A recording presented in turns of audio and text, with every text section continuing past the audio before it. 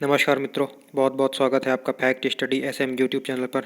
तो चलिए आज 22 जनवरी 2022 के जितने भी इंपॉर्टेंट क्वेश्चन बन सकते हैं सारे हम इस वीडियो में डिस्कस करेंगे। और हर क्वेश्चन से रिलेटेड हम आपको एक्स्ट्रा फैक्ट भी बताएंगे, तो पूरा वीडियो आप ध्यान से देखिएगा। और हम आपसे वीडियो के शुरू में ही एक शानदार सा प्रश्न पूछेंगे और कल के प्रश्न का उत्तर हम वीडियो के अंत में बताएंगे। पूरा का पूरा वीडियो आप ध्यान से देखिएगा, वो प्रश्न काफ़ी महत्वपूर्ण है, ठीक है। और आज का बूस्टर डोज है आपके लिए, जो 2021 में निधन हुए, दुखद निधन हुए और जो आपकी परीक्षा की दृष्टि से महत्वपूर्ण है, वो छांट कर हम लाए हैं। आज भाग 3 है, एक आध भाग और आएगा, उसके बाद ख़त्म हो जाएगा। चलिए आपका समय ना बर्बाद करते हुए वीडियो को शुरू करते हैं। आज का देखिए प्रश्न, कितना शानदार प्रश्न आपके लिए लाया हूँ मैं, ठीक है। आप देखिए इस प्रश्न की क्वालिटी, आप देखिए जो भारत में पेमेंट बैंक्स जो बन रहे हैं ना, उसकी समीक्षा के लिए एक समिति बनाई गई थी, ठीक है। उस समिति का नाम क्या है? क्या जया जेटली समिति, क्या नवतेज कौर समिति, क्या नचिकेत मोर कमेटी, क्या रंगराजन कमेटी? आप इन चारों कमेटियों के बारे में भी बताइएगा। चारों की चारों कमेटियाँ बहुत महत्वपूर्ण हैं और इस प्रश्न का उत्तर तो आपको देना ही है। कल के प्रश्न का उत्तर जो मैंने पूछा था आपसे कि बोंडी बीच कहाँ पर है, तो उसका उत्तर मैं आपको वीडियो के अंत में दूंगा, ठीक है। तो पूरा वीडियो आप ध्यान से देखिएगा, ठीक है। अब चलिए जो महत्वपूर्ण जो निधन हुए हैं, जो आपकी परीक्षा की दृष्टि से महत्वपूर्ण है, वो यहाँ पर लिखे हुए हैं, ठीक है। देखिए सिद्धार्थ शुक्ला का निधन हो गया, बालिका बधू वाले कौन नहीं जानता, अभिनय था, अभिनय से संबंधित थे, हार्ट अटैक से निधन हो गया। बहुत एक्सेसिव एक्सरसाइज की वजह से इनका निधन हुआ, बहुत ज़्यादा एक्सरसाइज नहीं करनी चाहिए इसीलिए, ठीक है। ओ चंद्रशेखरन का निधन हो गया, ये बहुत ही फेमस फुटबॉलर थे, काफ़ी महत्वपूर्ण प्रश्न है। बुद्धदेव गुहा का निधन हो गया, बंगाली लेखक थे। कल्याण सिंह का निधन हो गया, ये उत्तर प्रदेश के पूर्व मुख्यमंत्री थे। ओ एस नंबियार का निधन हो गया, ये पीटी उषा के कोच थे। और यहाँ पर काजरगोड राव का निधन हो गया, ये 1971 के युद्ध में भारत की तरफ से बहुत ही शानदार इन्होंने लड़ाई लड़ी थी, ठीक है। और महावीर चक्र से सम्मानित थे, ठीक है, याद रखिएगा, इंपॉर्टेंट है काजरगोड राव। अगला नाम है पद्मा सचदेव, बहुत महत्वपूर्ण है, डोगरी भाषा की लेखिका थी पद्मा सचदेव, बहुत फेमस लेखिका थी, याद रखिएगा। मान कौर, ये एथलीट थी और काफ़ी उम्र दराज थी, और काफ़ी उम्र के होने के बावजूद ये एथलीट में भाग लेती थी, दौड़ती थी, ठीक है। इन्हें चंडीगढ़ की चमत्कारी माँ भी इन्हें कहा जाता, मान कौर को याद रखिएगा, ठीक है। नंदू कुमार महादेव नाटकेटर, या आप शॉर्ट में याद रख लीजिए नंदू नाटकेटर का निधन हुआ। ये बैडमिंटन के महानतम खिलाड़ी थे और बैडमिंटन की क्षेत्र में पहले अर्जुन अवार्डी भी थे, तो ये बात भी याद रखिएगा, बहुत बहुत महत्वपूर्ण प्रश्न है ये। आपके 2022 में जितने भी एग्जाम होंगे सब में आएगा, ठीक है। जयंती को कौन नहीं जानता, अभिनेत्री हैं, ठीक है। लेकिन ये बहुत कम लोग जानते हैं कि इन्हें अभिनय शारदे भी कहा जाता था, याद रखिएगा। और भागीरथी अम्मा भी बहुत इंपॉर्टेंट है, ठीक है। आज सारे के सारे इंपॉर्टेंट हैं।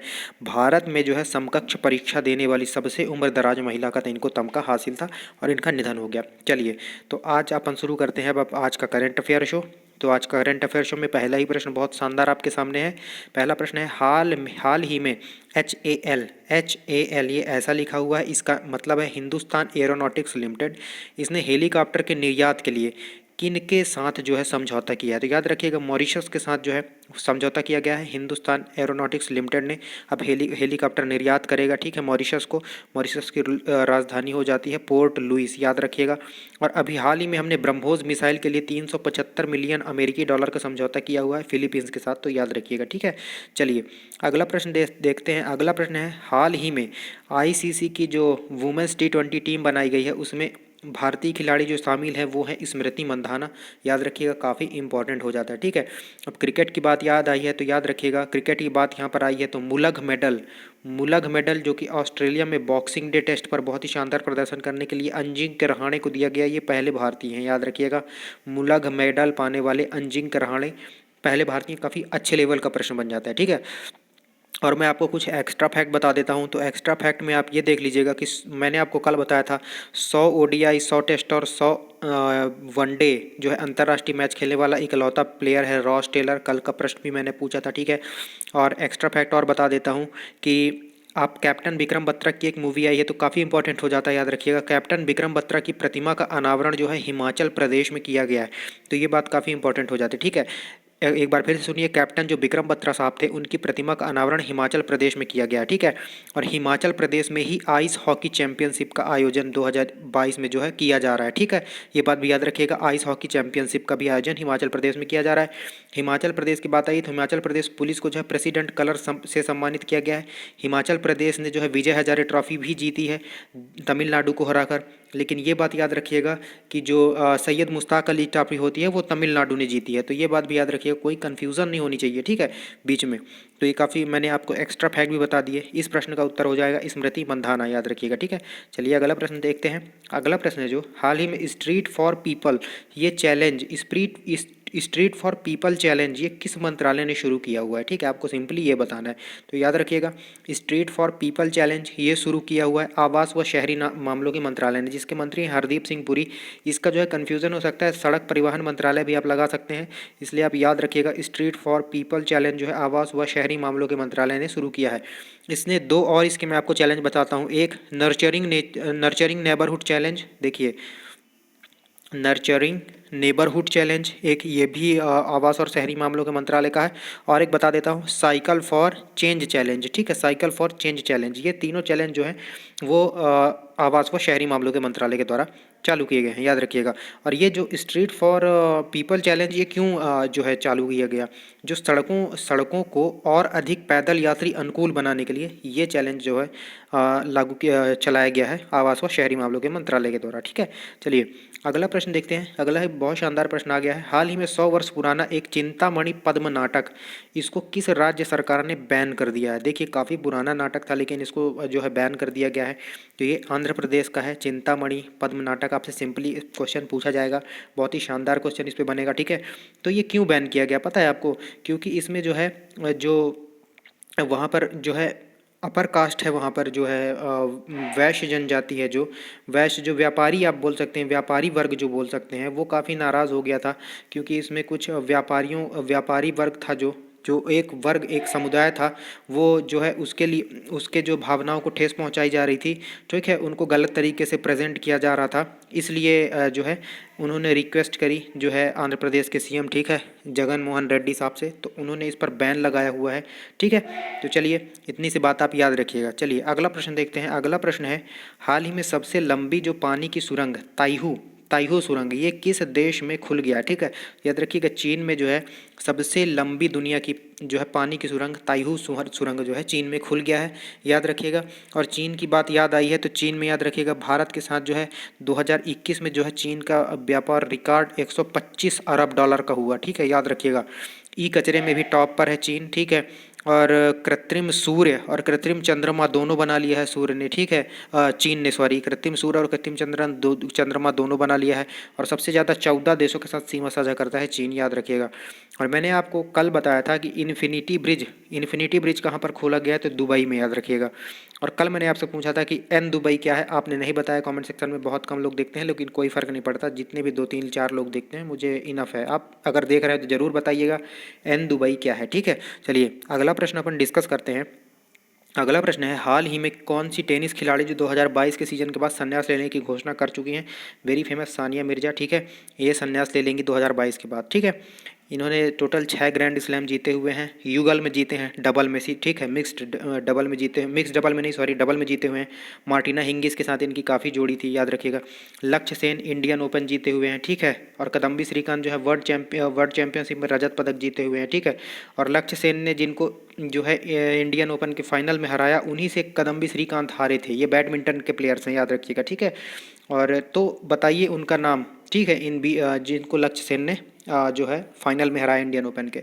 चलिए अगला प्रश्न डिस्कस करते हैं। अगला प्रश्न है हाल ही में नारायण देवनाथ का निधन हो गया, वे किस क्षेत्र से संबंधित थे, याद रखिएगा। नारायण देवनाथ फेमस कार्टूनिस्ट थे, ठीक है, याद रखेंगे। एक हरिपाल सिंह अहलूवालिया का भी निधन हुआ है, याद रखिएगा, वो पर्वतारोही हैं।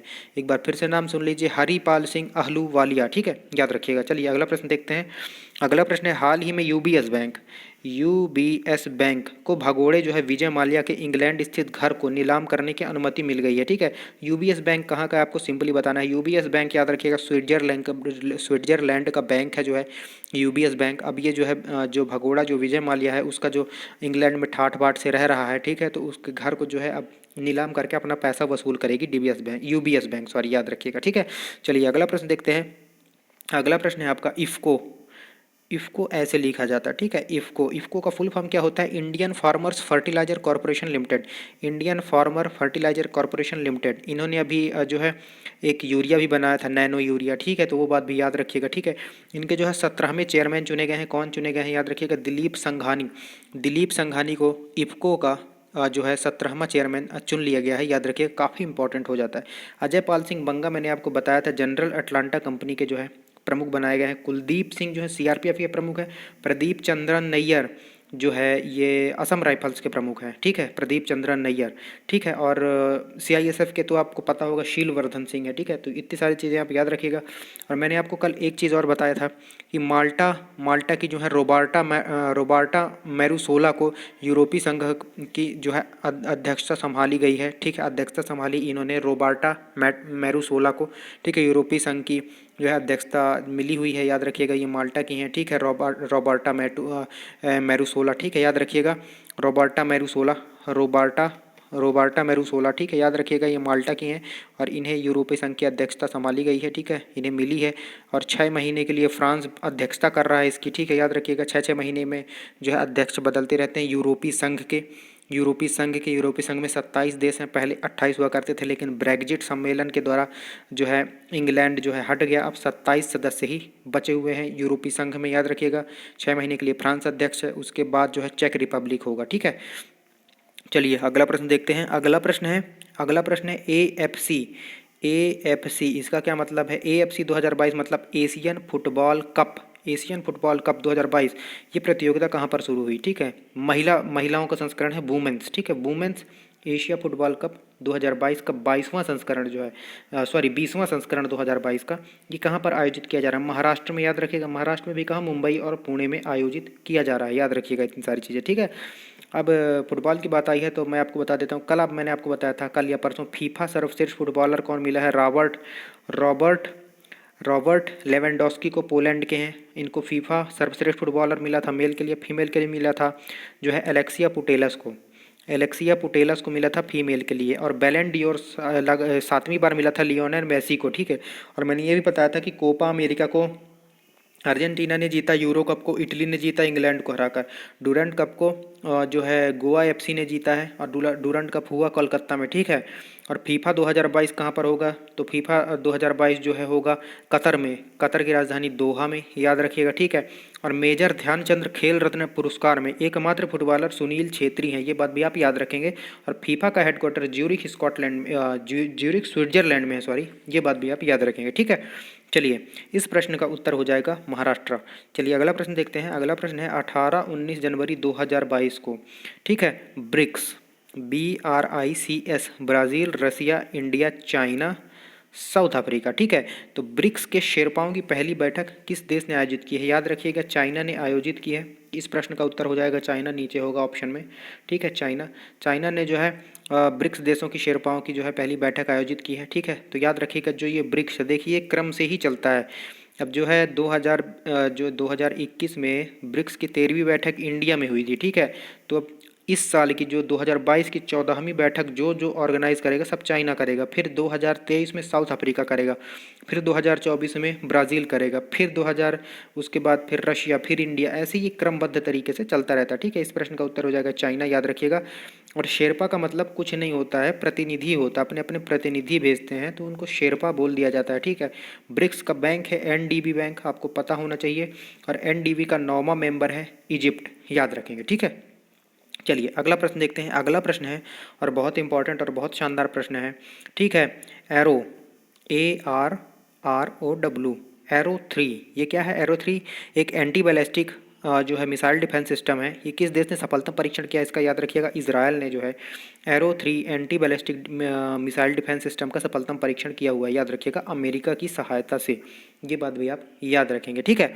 और हमने जो है LAC, line of actual control, जो कि लद्दाख में है, चाइना से जो है हमारी सीमा जो लगती है, लाइन ऑफ एक्चुअल कंट्रोल बोला जाता है, उसमें हमने एक हेरॉन ड्रोन लिया हुआ था। हेरॉन ड्रोन को तैनात किया होता यहाँ पर LAC में हमने जो है हेरॉन ड्रोन को तैनात किया था। वो हमने जो है इजराइल से ही लिया हुआ था, ये बात भी याद रखेंगे।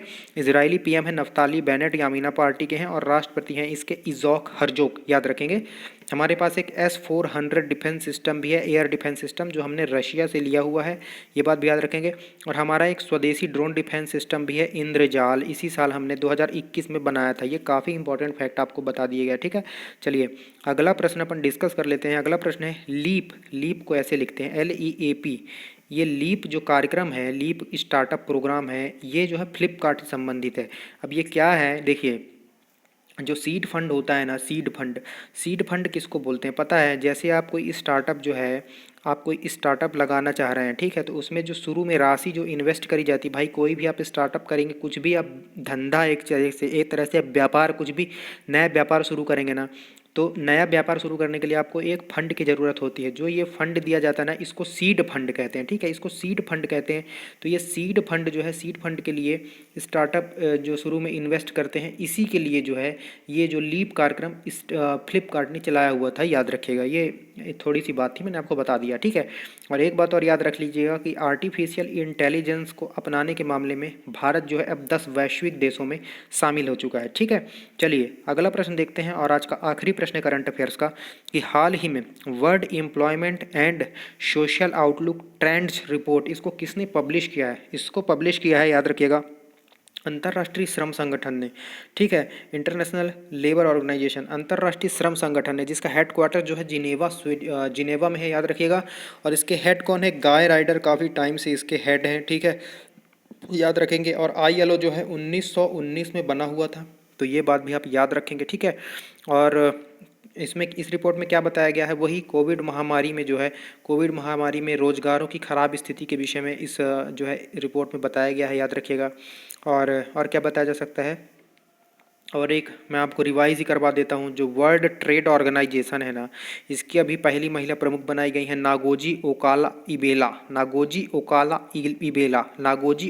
इबेला, ठीक है, नागोजी ओकामा इबेला, याद रखिएगा, मैंने कई बार आपको बोल दिया, ठीक है, नागोजी ओकामा इबेला, याद रखिएगा, काफ़ी इंपॉर्टेंट हो जाता है। चलिए कल के प्रश्न का उत्तर देखते हैं अपन। वर्ल्ड फूड प्रोग्राम दिख रहा है यहाँ पर, याद रखिएगा, वर्ल्ड फूड प्रोग्राम जो है ना, इसे 2020 का जो है नोबेल का शांति पुरस्कार मिला था।